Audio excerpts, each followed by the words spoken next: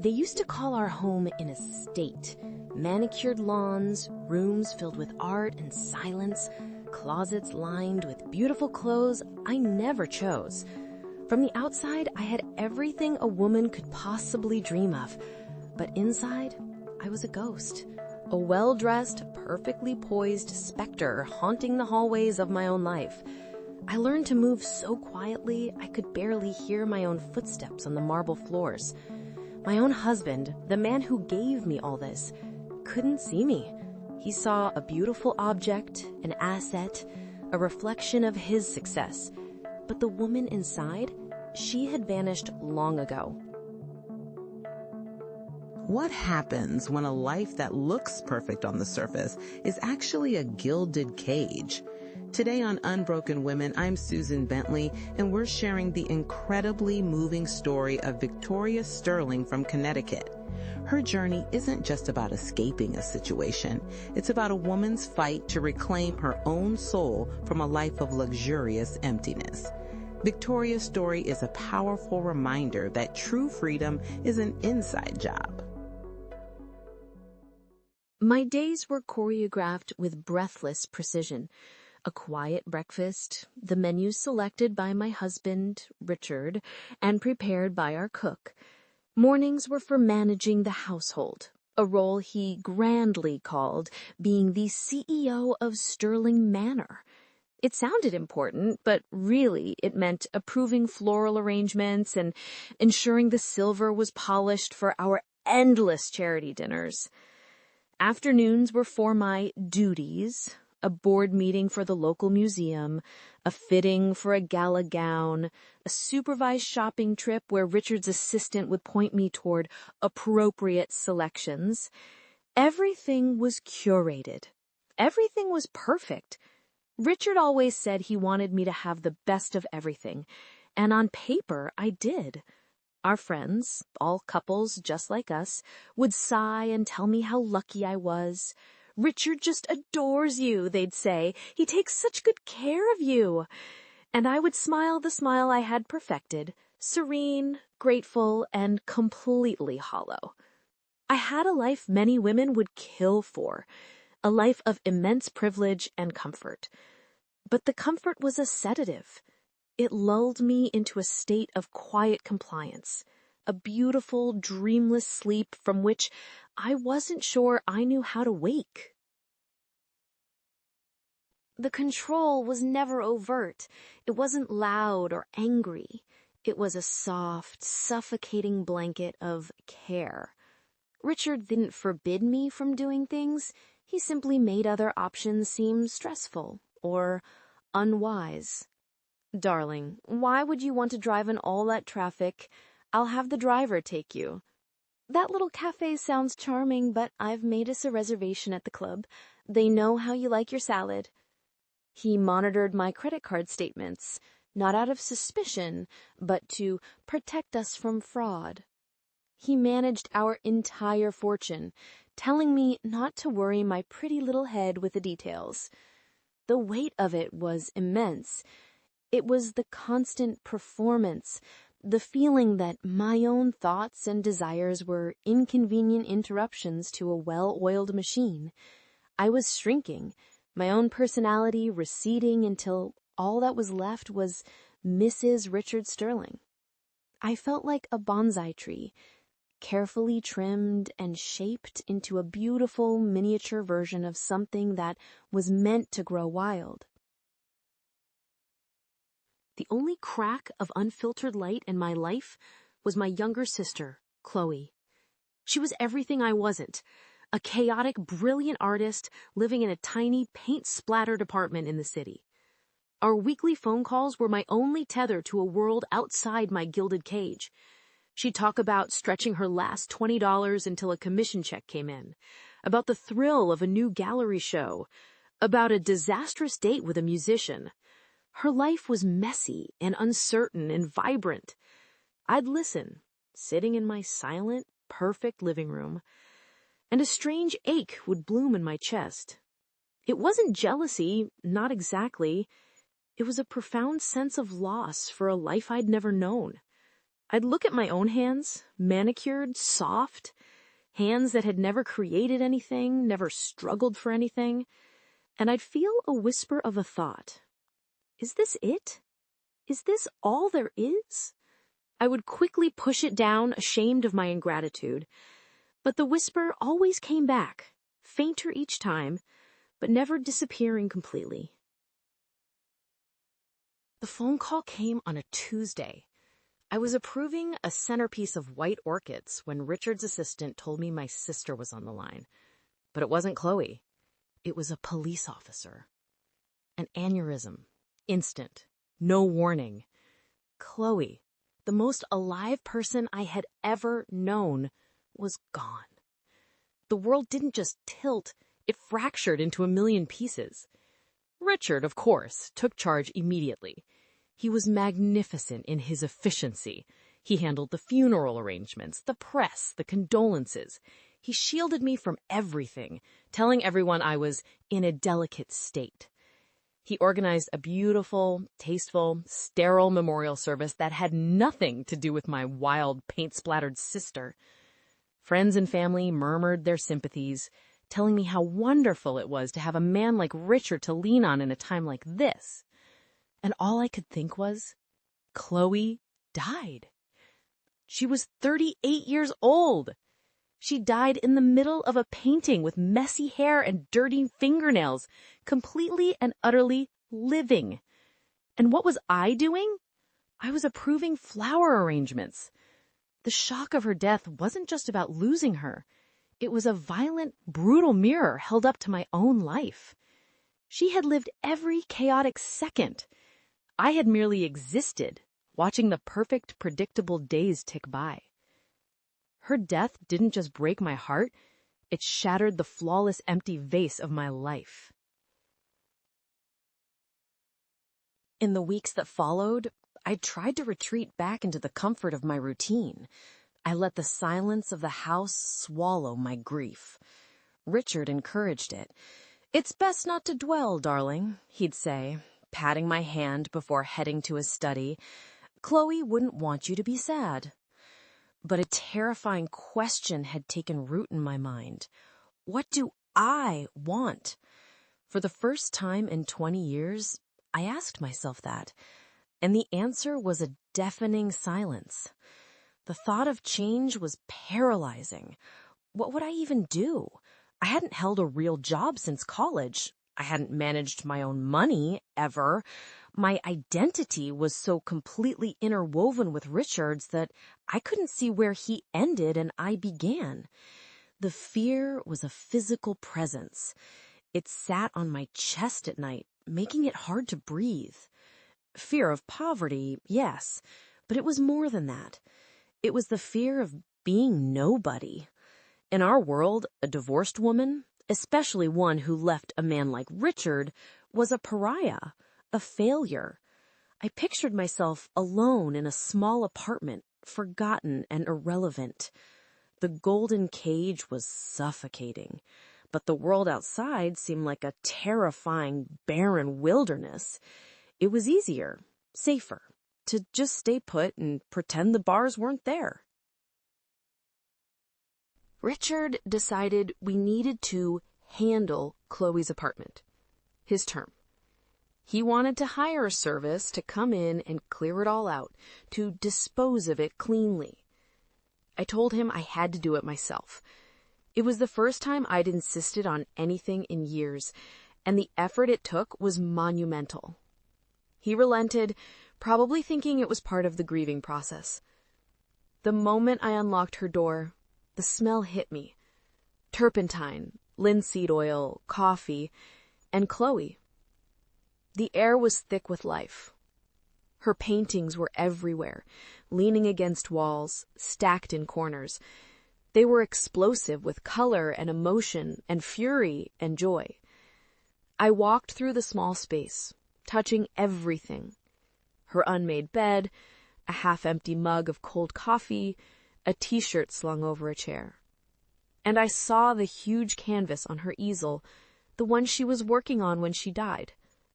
A chaotic, beautiful swirl of blues and golds, unfinished, but so incredibly alive.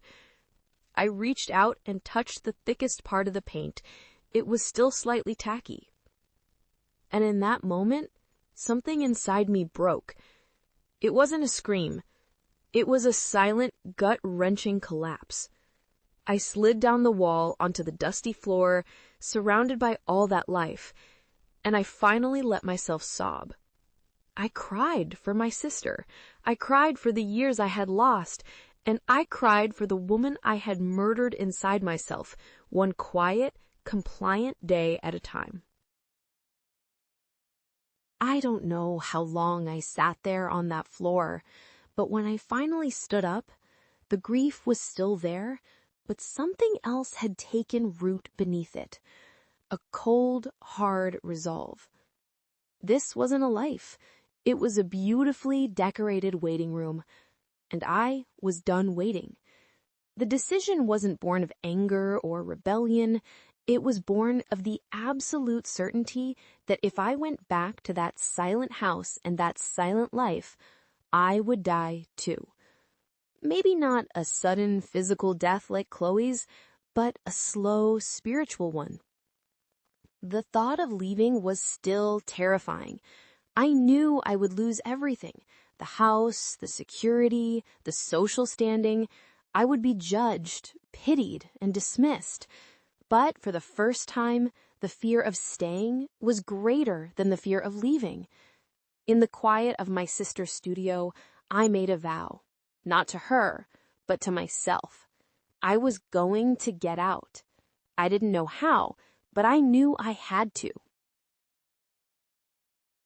My first act of defiance was small, almost comical. I started getting cash back when I bought groceries. $20 here, $40 there. Richard never looked at the grocery receipts. I hid the cash in an old shoebox in the back of my closet, my heart pounding every time I added to the small pile. It felt illicit, like I was a teenager hiding contraband from my parents. After a few weeks, I had a few $100s. I made an excuse about a dental appointment and took the train to a neighboring town.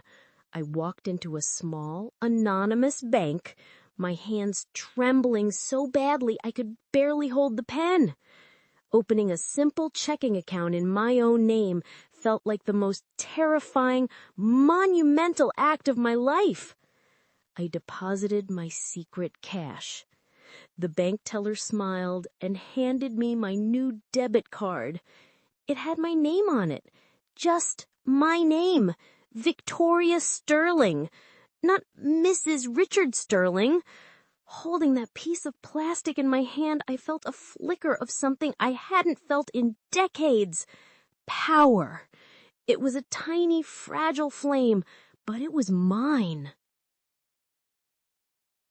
Richard sensed the shift in me before I even did. I was quieter, more distant. My performance was slipping. In his mind, my grief was making me unstable, so he doubled down on his control, cloaking it in concern. He started coming home from the office earlier, surprising me.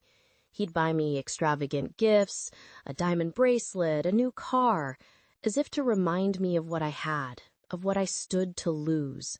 The golden chains were getting heavier. Our social circle was just as suffocating. At a charity luncheon, one of my closest friends, a woman whose own marriage was a similar business transaction, took my hand. "Victoria, darling," she said, her voice dripping with faux sympathy, "we're all so worried about you. You just don't seem yourself. You must let Richard take care of you. That's what a good husband does." It wasn't an expression of concern. It was a warning, a reminder of the rules. You don't disrupt the ecosystem. You play your part. I felt utterly alone, navigating a minefield where every step could betray me, and every friend was a potential informant. The pressure to just give up, to put the mask back on and smile, was immense. The hardest battles were the ones fought in my own head, in the middle of the night, lying beside a man who had become a stranger. The voice of doubt was relentless.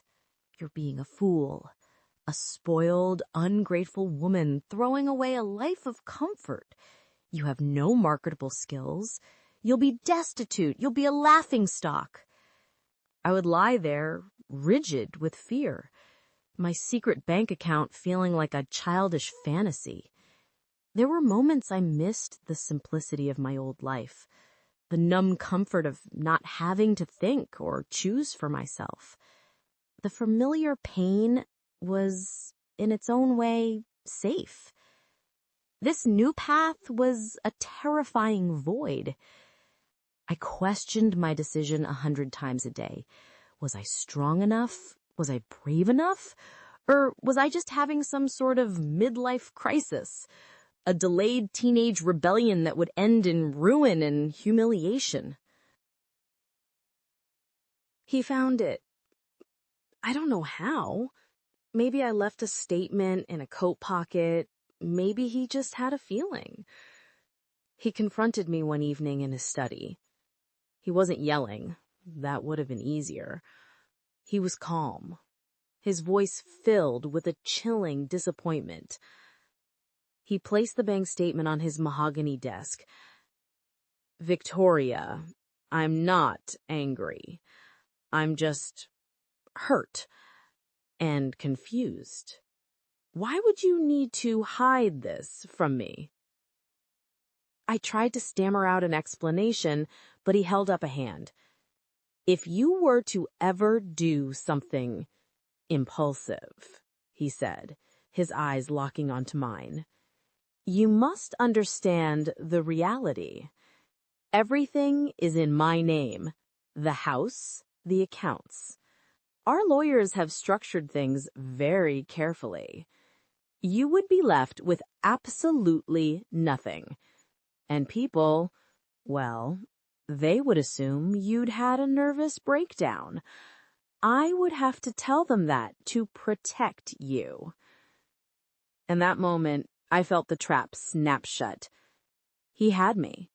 He had exposed my tiny rebellion and showed me just how powerless I truly was.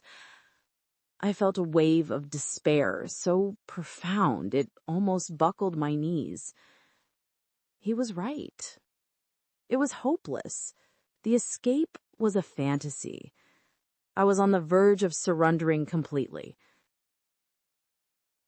That night, defeated, I went to the guest room where I'd stored the last few boxes from Chloe's apartment. I was going to get rid of them, erase the last vestiges of my foolish dream.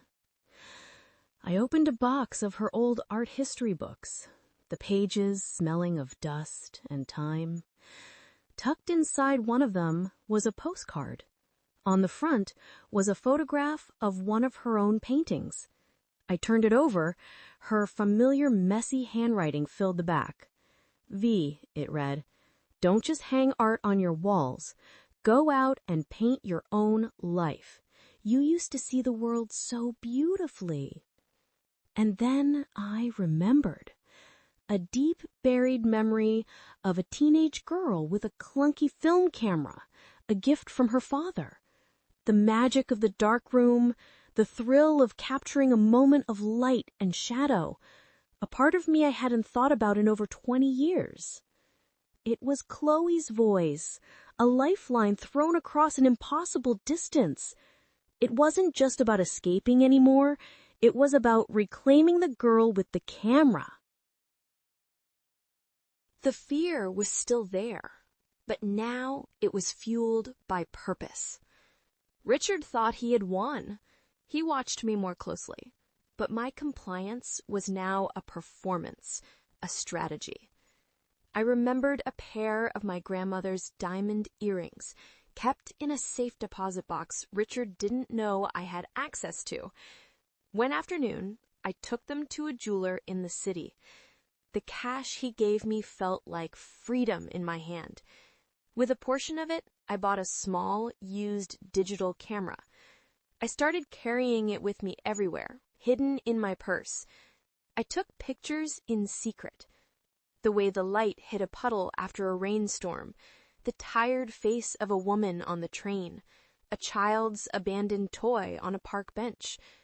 I was seeing the world again, not as a backdrop for my perfect life, but as a place of infinite, beautiful detail. I started planning meticulously, researching small towns, looking at bus schedules, figuring out how to disappear quietly and completely. Each small step, each secret photograph, was an act of rebuilding my own soul. The day I left, the sun was shining. Richard was at a board meeting. There was no note, no dramatic confrontation. I packed one small suitcase and my camera bag. I walked through the grand foyer for the last time, past the art and the silence, and I felt nothing but a profound sense of peace. I quietly closed the heavy front door behind me and didn't look back. Anonymity was the greatest luxury I had ever known. In a small, rented room in a city where no one knew my name, I was no longer Mrs. Richard Sterling. I was just Victoria, a woman with a camera. And for the first time in my adult life, I was completely, terrifyingly, gloriously free. I wasn't just surviving, I was finally creating. If I could speak to that woman I used to be, the ghost in the pearls, I would tell her, you are not invisible. You are just dormant. The silence you live in isn't peace. It's the absence of your own life. And I would whisper the truth I had to fight so hard to learn. Luxury without freedom is just a prettier prison. Your true worth isn't in what you own or who you're married to. It's in the life you dare to create for yourself. Thank you, Victoria, for sharing your incredible story of courage and rebirth with us. What a powerful journey from a gilded cage to authentic freedom. If Victoria's story touched you, please let us know in the comments below. Your words of support mean the world. Don't forget to like this video and subscribe to Unbroken Women for more stories of resilience. And if you're ready for another, click here to watch our next story.